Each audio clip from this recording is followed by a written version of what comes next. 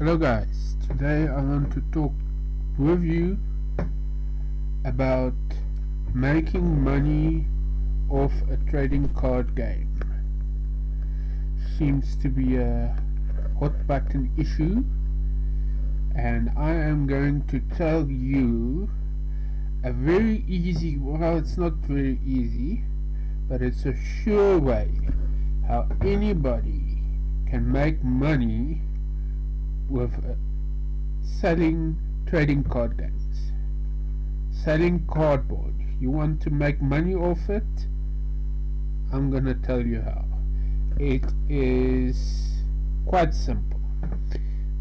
Now, there's a couple of companies in the world who make money off trading card games, and they do it by selling pieces of cardboard that cost them 6 cents to produce, and they sell them in booster packs. Sometimes they have 12 pieces of 6-cent cardboard, sometimes they have 15. So it's either 72 cents worth of cardboard or 90 cents worth of cardboard that they in a pack with a bit of foil packaging, and this they sell to distributors like Diamond Publishing. Diamond Publishing does the comic books, but I'm trying to think of what the card game equivalent of Diamond Publishing is.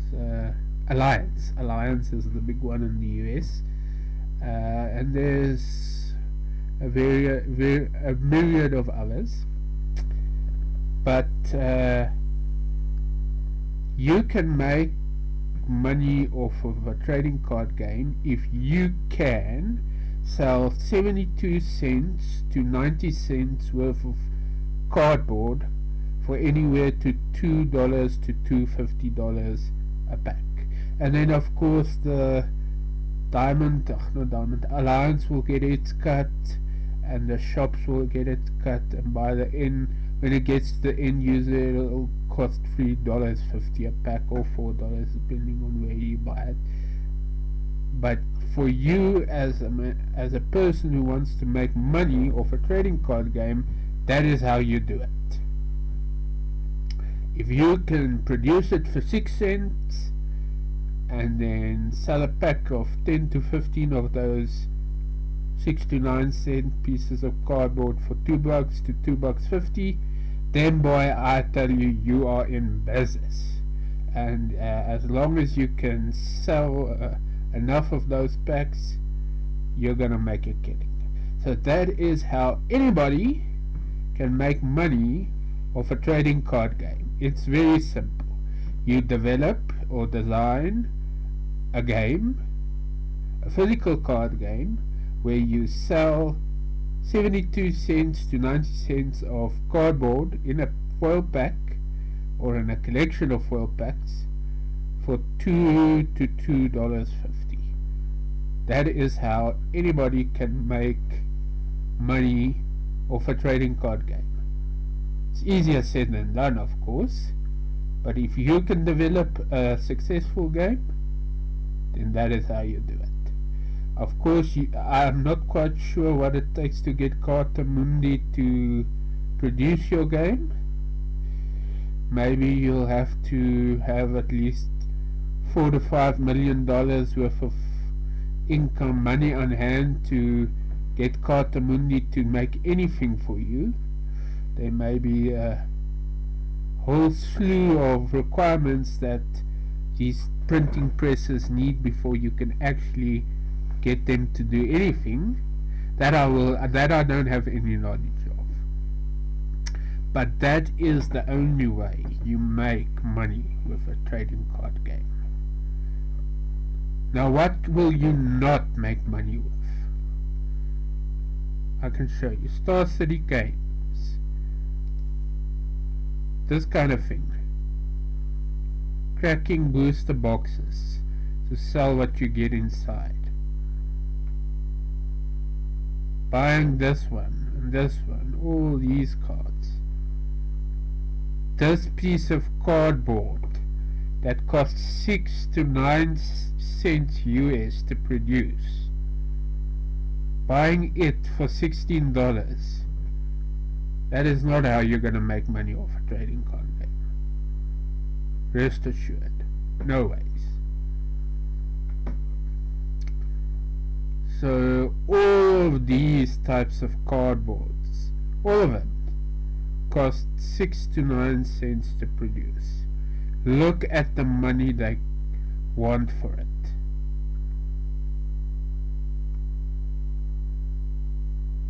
Buying it at this price, forget it. There's no money to be made. Look at this, $16 for this 6-cent piece of cardboard. This is not how you make money. Now what can you do with the things that Star City Games sells? What you can do is you can build a position. Now building a position is something you can do, but it's not making money. Building a position just means you have certain ambitions for your collection, and by trading up enough times you can make these ambitions a reality. So you can build a position, but it's quite hard. You need to be quite smart, and it takes years. So you can absolutely build a position. I'll show you one of the easier ways to build a position. People don't want to do this, but it's a relatively low risk way to build a position. And it's not hard, it just takes a lot of effort, and it takes many years. Whoa, 6 cents. That's the manufacturing of that abrupt decay costs 6 cents. 6 to 9 cents.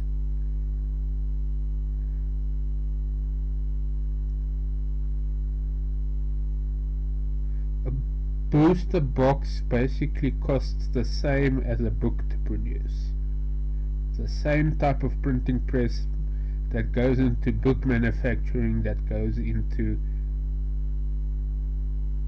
trading card manufacturing as well. The same technology that makes your newspaper makes this. So forget about it. This is not how you do it. You can spend some money on buying these cards if they make you happy. I'm not telling anybody not to pay $16 for a Chroma's Memorial.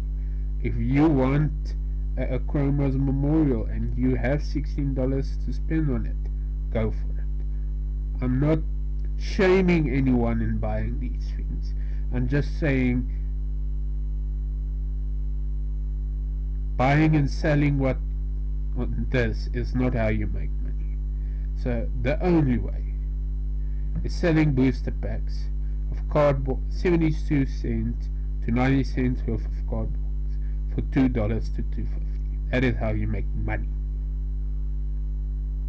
But that's not the only thing that matters. Maybe you just want a lot of magic cards, and maybe that makes you happy. So of course, depending on what your ambitions are with your magic cards, different strokes to different folks. But let's come back to the concept of building a position. Now, here in the top right corner of the Star City Games website is where you will find lots and collections, and this is where we want to be, because when you go down, let's give it a little while, lots and collections, you will find something interesting, and I want to show you.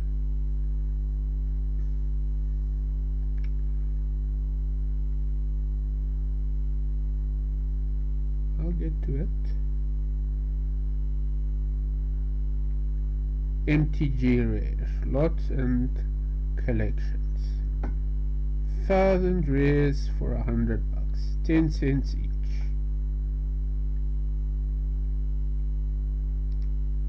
This is where you want to be.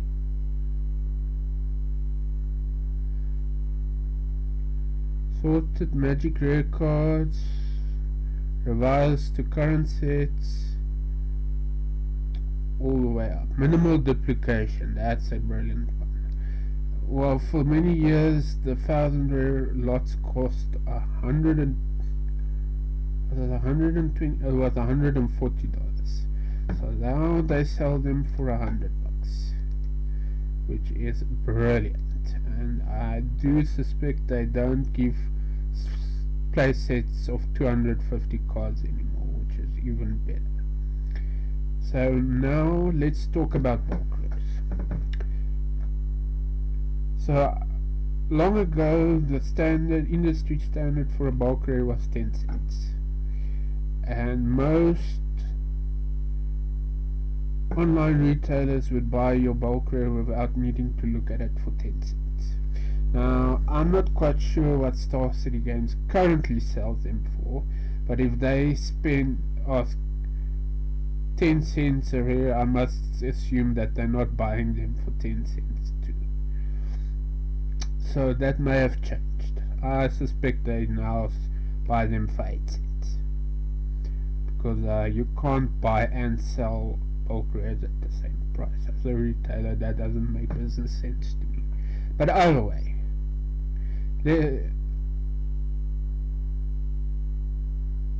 doesn't matter. You buy 1,000 rares for $100. Now let's say you buy 5,000 rares and you have a startup cost of $500. Now firstly, all of this is only worth it if you like the idea of owning 5,000 rares. If you don't like the idea of it, don't do it. But if you kind of like looking at magic cards, kind of like looking at the art, and you're not overly concerned with what they are worth, then you may be surprised at what these 5,000 rares may consist. Now firstly, Star City Games, when it comes to bulk, what Star City Games, what ends up in their bulk isn't really always bulk. What Star City Games considers bulk is rares from which they have an oversupply of, and which basically any rare that they have too many of them and they're not selling. That is basically what a bulk rare is to Star City Games. So if they have, let's say, 1,000 rares of a recently rotated set, and they're not really selling, then they kind of get a bit antsy. They have the stock, they kind of want to get rid of it. So what do they end up doing? They put it in bulk lots, so they can sell it in a different way. Now, a lot of the times these rares are not selling, not because they're bad magic cards. It's just there's many reasons why cards, sometimes they don't have a home, sometimes the archetype that they fall under doesn't have a critical mass of support yet, so the deck isn't quite there yet, and not every archetype that Wizard conceives of gets there. So then decent magic cards don't sell, not because they're bad magic cards, it's just because they don't have a home. So then you get these sets that are like from the last 2 years of rotated sets that they're not actually quite rare yet. There's still a supply of them. They're not bad, but currently people don't really want them. And then you get surprisingly good cards in bulk lots that you can keep. And then one day just something happens, this commander gets released and people say, oh, that card is really good in it. Or, you know, some archetype gets released in standard and then it has some sort of enabler in modern that breaks the archetype in modern, even though it's not so good in standard, and then some random old card spikes, and you would be amazed. So what you do get is actually pretty decent cards in bulk lots, because it's not Star City Games doesn't concern itself with how good a card can maybe be in the future. They just know we have an overstock, we need to get rid of it. Star City Games wants a certain amount of cards to go out of the door every day. And if some card that they sell 3 years ago for a penny eventually spikes and becomes a meta card, what do they care? So, how can we use this to us? We can then basically, you are not discerning the wheat from the chaff, you are discerning the true bulk from the potential cards with potential. And you will get, as long as you buy your bulk from Star City Games, which I will absolutely advise anybody to do. Star City Games are by far the best bulk deals in the world. You can build a position. So I've bought a couple of thousand rare lots over the years just for fun, but always you will get these, depending on your luck, you will get 10, 15, 20% of actual pretty decent casual cards, and those you keep, and then you will get like half of the deal will be true bulk. So the true bulk is like conjured currencies, search the cities, colossal whales, you know, really no chance. But the thing is that true bulk you can ship back to Star City Games.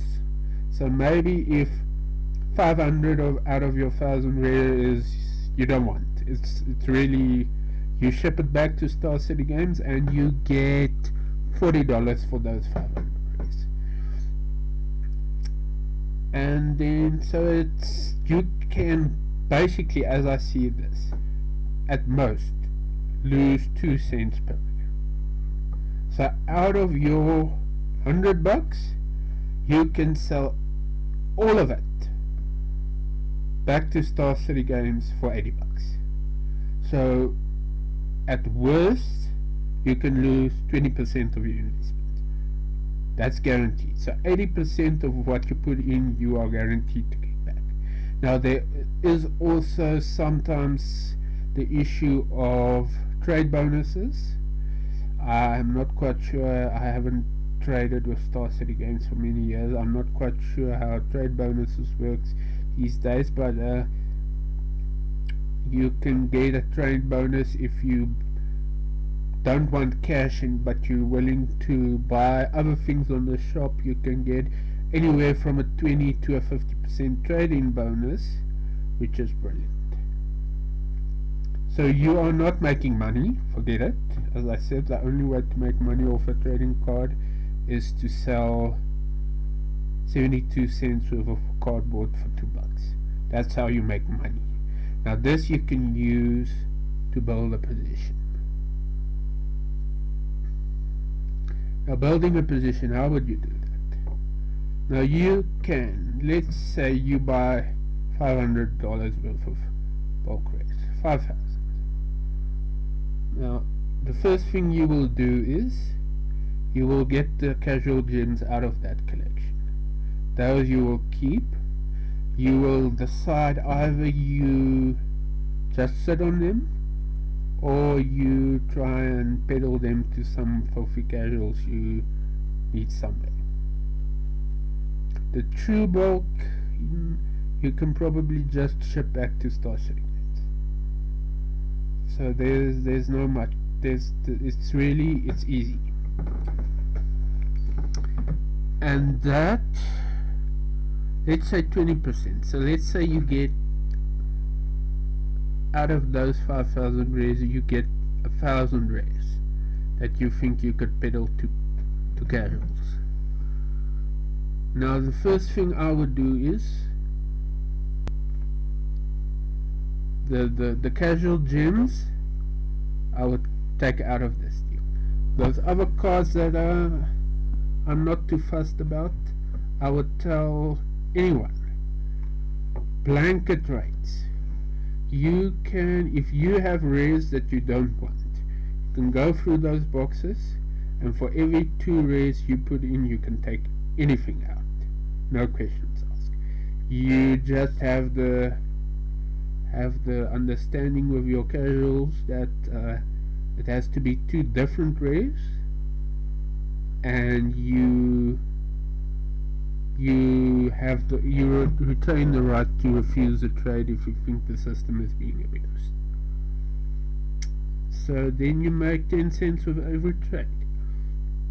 You will take any rare, no matter how bad it is. You will not trade your casual gems like that. And then you will tell people 3 rares for $1, 10 rares for $2.50.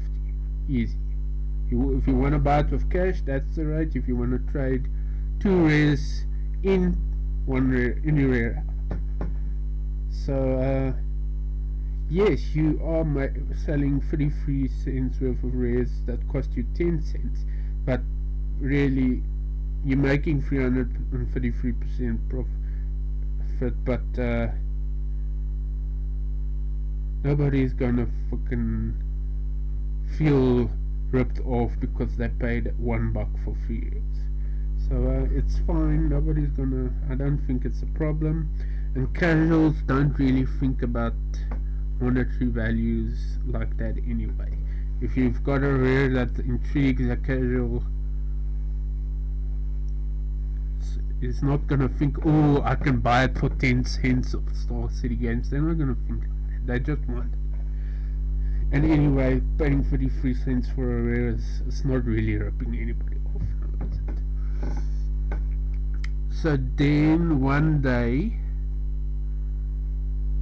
you will have 100,000 rares 5 years from now, and then one day you just trade it in and you buy revised duels, or you buy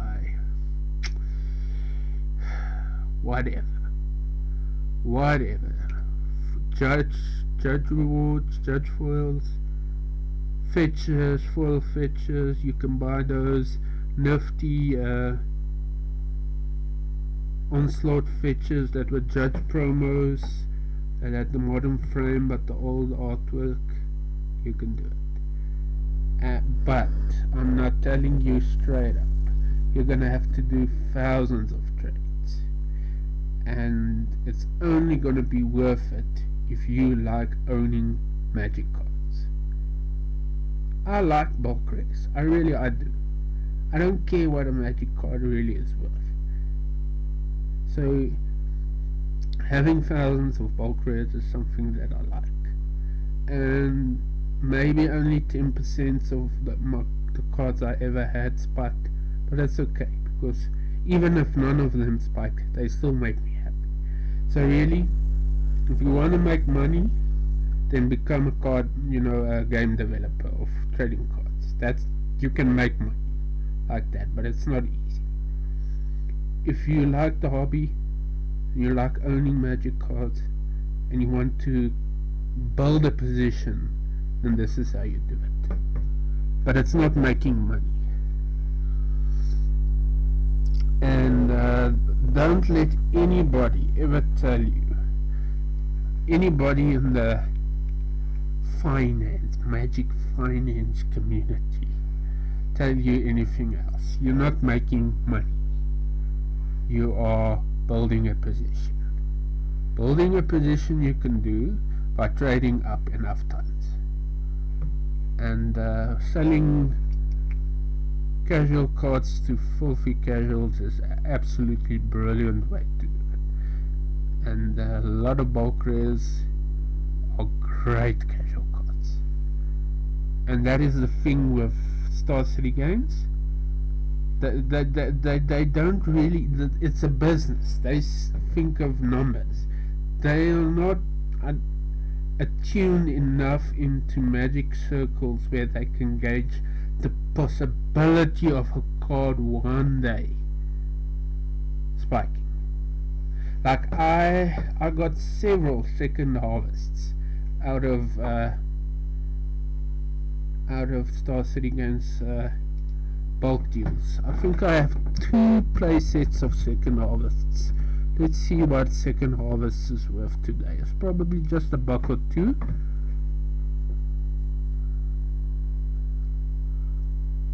Second harvest, 75 cents. Great. Now that's the commander one. I got the OG one. Okay, 60 cents. So that card I remember, and I got the poor man's survival of the fittest. What's that thing's name? Evolutionary leap. Yeah, I got like 2 play sets of them also over the years. How much are they worth? Magic Orange, 75 cents. Great. What's some of the other cards that are good casual cards? I got that demon. That's like a friction arena on a stick. What is that stupid thing from Innistrad's name? Blood Gift Demon. That's another good casual card I got over the years on Star City Bulk. How much is that worth? Oh, $1.50. No, that's the commander one. Innistrad, $1.25. I think I have a play set of that. Good casual card. Oh, I'm surprised it's over $1 now. Blood Gift Demon. Underworld Connections is another one with similar